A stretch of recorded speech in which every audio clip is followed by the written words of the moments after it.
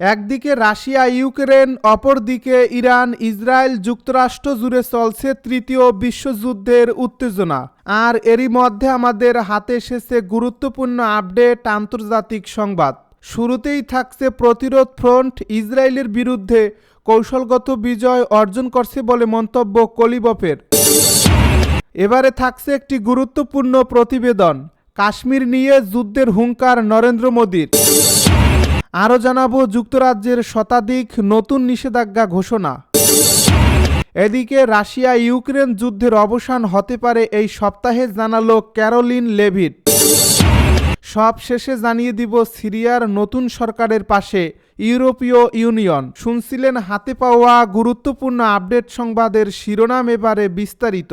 তবে তার আগে অনুরোধ রইল ভিডিওটিতে একটি লাইক দিন এবং কমেন্ট করে জানিয়ে দিন ভিডিও সম্পর্কে আপনার মূল্যবান মতামত। আরও জানিয়ে দিন ভিডিওটি কোথা থেকে দেখছেন বা কোন জেলা থেকে দেখছেন। প্রতিরোধ ফ্রন্ট ইসরায়েলের বিরুদ্ধে কৌশলগত বিজয় অর্জন করছে দাবি কলিবফের। ইরানের পার্লামেন্ট স্পিকার মোহাম্মদ বাঘের কলিবফ বলেছেন, গাজা উপত্যকায় 15 মাসের গণহত্যামূলক যুদ্ধে প্রতিরোধ ফ্রন্ট ইহুদিবাদী ইসরায়েলের বিরুদ্ধে কৌশলগত বিজয় অর্জন করছে। তিনি গতকাল তেহরানে ফিলিস্তিনের ইসলামী জিহাদ আন্দোলনের মহাসচিব জিয়াদ আন নাখালের সঙ্গে এক বৈঠকে মন্তব্য করেন, ইসরায়েলি আগ্রাসনের মুখে তীব্র প্রতিরোধ গড়ে তোলায় তিনি ফিলিস্তিনি ও লেবাননের ভূয়সী প্রশংসা করেন। কলিবফ বলেন, প্রতিরোধ ফ্রন্ট মুসলিম উম্মাহর জন্য বিজয়ের এক মহাকাব্য তৈরি করছে, যেখানে তলোয়ারের উপর রক্তের বিজয় সূচিত হয়েছে।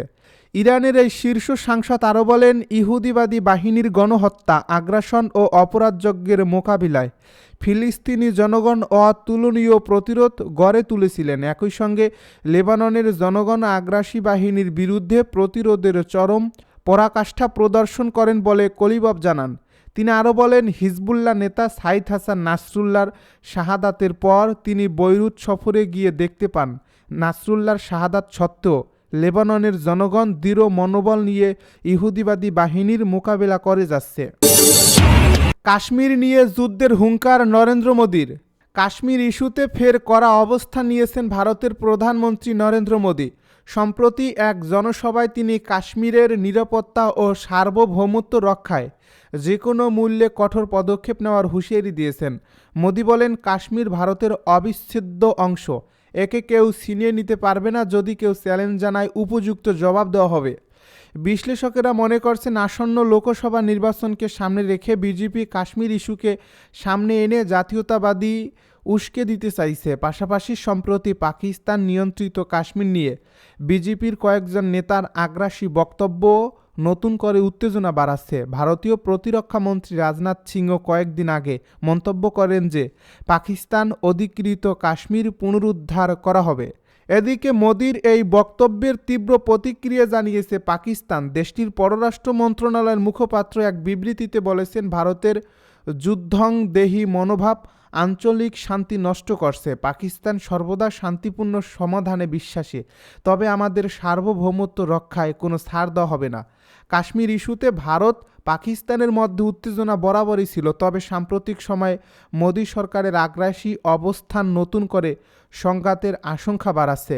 বিশেষ করে 2009 সালে জম্মু কাশ্মীরের বিশেষ মর্যাদা বাতিলের পর থেকে দুই দেশের মধ্যে উত্তেজনা আরও বেড়েছে।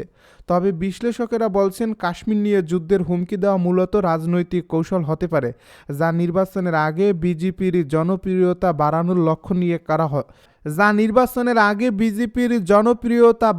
লক্ষ্য নিয়ে করা হচ্ছে। কিন্তু সীমান্তে সামরিক উত্তেজনা বাড়লে তা পুরো অঞ্চলের নিরাপত্তাকে হুমকির মুখে ফেলতে পারে। যুক্তরাজ্যের শতাধিক নতুন নিষেধাজ্ঞা ঘোষণা। যুক্তরাজ্য সোমবার ইউক্রেনে রুশ প্রেসিডেন্ট ভ্লাদিমির পুতিনের যুদ্ধকে সহায়তাকারীদের বিরুদ্ধে শতাধিক নতুন নিষেধাজ্ঞা ঘোষণা করেছে। এই সংঘাত শুরুর তৃতীয় বর্ষপূর্তিতে এই ঘোষণা এলো। ব্রিটিশ পররাষ্ট্র মন্ত্রণালয়ের এক বিবৃতিতে বলা হয়, আক্রমণের প্রাথমিক দিনের পর থেকে সবচেয়ে বড় পদক্ষেপ হিসেবে বর্ণনা করা এই নিষেধাজ্ঞা প্যাকেজটি রাশিয়ার সামরিক বাহিনী, তৃতীয় দেশগুলোর সংস্থাগুলো যারা এটিকে সমর্থন করছে এবং সেই ভঙ্গুর সরবরাহ নেটওয়ার্কগুলোকে লক্ষ্য করবে যার উপর এটি নির্ভরশীল। যুক্তরাজ্যের এই পদক্ষেপ এমন সময় এলো যখন যুক্তরাষ্ট্রের প্রেসিডেন্ট ডোনাল্ড ট্রাম্প সাম্প্রতিক সপ্তাহগুলোতে ও তাদের ইউরোপীয় সমর্থকদের রাশিয়ার সঙ্গে আলোচনা থেকে বাদ দেওয়ার চেষ্টা করছেন। 2025 সালের জানুয়ারি পর্যন্ত যুক্তরাজ্য ইতিমধ্যে পুতিন সরকারের সঙ্গে সংযুক্ত 1900 ব্যক্তি ও সংস্থার উপর নিষেধাজ্ঞা জারি করেছে। নতুন নিষেধাজ্ঞা প্যাকেজের আওতায় তৃতীয় দেশগুলোর সামরিক সরঞ্জাম উৎপাদক ও সরবরাহকারীদের লক্ষ্য করা হয়েছে। এর মধ্যে রয়েছে মধ্য এশীয় দেশগুলো তুরস্ক, থাইল্যান্ড, ভারত ও চীন। নিষেধাজ্ঞার আওতায় আসা ব্যক্তিদের মধ্যে রয়েছেন উত্তর কোরিয়ার প্রতিরক্ষা মন্ত্রী নো কোয়াং চোল এবং অন্যান্য জেনারেল ও শীর্ষ কর্মকর্তারা, যাদের 11,000-এরও বেশি উত্তর কোরীয় সেনা মোতায়েনের জন্য সহযোগী হিসাবে বিবেচনা করা হয়েছে। ব্রিটেনের পররাষ্ট্রমন্ত্রী ডেভিড ল্যামি বলেছেন, প্রায় 3 বছরের মধ্যে সবচেয়ে বড় এই পদক্ষেপ ইউক্রেনের প্রতি যুক্তরাজ্যের প্রতিশ্রুতি জোরদার করছে। প্রতিটি সামরিক সরবরাহ লাইন ব্যাহত করা, প্রতিটি রুবল আটকে দেওয়া এবং পুতিনের আগ্রাসনকে সহায়তাকারীদের উন্মোচিত করা ন্যায়সঙ্গত ও স্থায়ী শান্তির দিকে একটি পদক্ষেপ।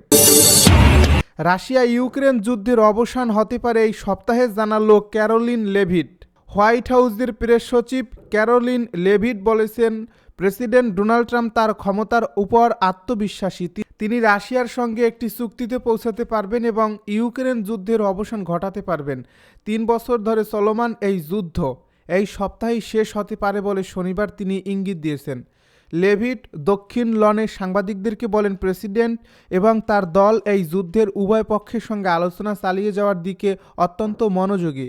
লেভিট আরও জানান, জাতীয় নিরাপত্তা উপদেষ্টা ম্যাট ওয়ালটস এই সপ্তাহ শেষে একটি চুক্তির জন্য দিনরাত কাজ করছেন। ট্রেজারি সেক্রেটারি স্কট বেসেন্টো ইউক্রেনের সঙ্গে প্রাকৃতিক সম্পদের বিষয়ে একটি প্রস্তাবিত চুক্তি নিয়ে আলোচনা করছেন। হোয়াইট হাউস প্রেস সচিব বলেন, গুরুত্বপূর্ণ খনিজ সম্পদ নিয়ে আলোচনা প্রেসিডেন্টের জন্য অত্যন্ত গুরুত্বপূর্ণ। এটি আমেরিকান ট্যাক্স পেয়ারদের অর্থ ফেরত আনবে। এটি মার্কিন যুক্তরাষ্ট্র এবং ইউক্রেনীয় জনগণের মধ্যে একটি দুর্দান্ত অর্থনৈতিক অংশীদারিত্ব গড়ে তুলবে, কারণ তারা এই যুদ্ধের পর তাদের দেশ পুনর্গঠন করবে। সিরিয়ার নতুন সরকারের পাশে ইউরোপীয় ইউনিয়ন। সিরিয়ার বিরুদ্ধে আরোপিত কিছু গুরুত্বপূর্ণ নিষেধাজ্ঞা স্থগিত করার ঘোষণা দিয়েছে ইউরোপীয় ইউনিয়ন, যা দেশটির অর্থনীতি পুনরুদ্ধারের অন্তর্বর্তী সরকারের পক্ষে একটি বড় পদক্ষেপ হিসেবে বিবেচিত হচ্ছে।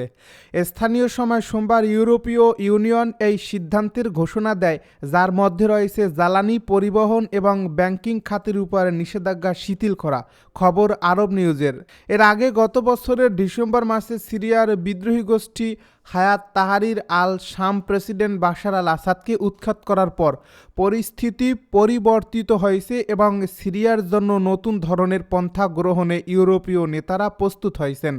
আসাদ সরকারের পতনের পর থেকে সিরিয়ায় একটি অন্তর্ভুক্তিমূলক রাজনৈতিক পরিবর্তন আশা করা হচ্ছে এবং এই পটভূমিতে ইউরোপীয় ইউনিয়ন সিরিয়ার নতুন পরিস্থিতি অনুযায়ী নিষেধাজ্ঞাগুলি পুনর্বিবেচনা করতে শুরু করেছে। ইইউ পররাষ্ট্রমন্ত্রীদের বৈঠকে সিরিয়ার উপর আরোপিত জ্বালানি খাতের বিধিনিষেধ, যা তেল, গ্যাস এবং বিদ্যুৎ খাতে প্রভাব ফেলেছে। এছাড়াও সিরিয়ার উপর কিছু গুরুত্বপূর্ণ নিষেধাজ্ঞা এখনও অব্যাহত থাকবে। ইউরোপীয় ইউনিয়ন আসাদ সরকারের সঙ্গে সম্পর্কিত নিষেধাজ্ঞাগুলি বজায় রেখেছে, যার মধ্যে অস্ত্র ব্যবসা, সামরিক এবং বেসামরিক ব্যবহারের জন্য দ্বৈত পণ্য এবং সিরিয়ার সাংস্কৃতিক ঐতিহ্যবাহী পণ্যগুলোর আন্তর্জাতিক বাণিজ্য অন্তর্ভুক্ত রয়েছে। এর পাশাপাশি নজরদারি ও যোগাযোগ প্রযুক্তি সরবরাহের উপর নিষেধাজ্ঞা অব্যাহত থাকবে।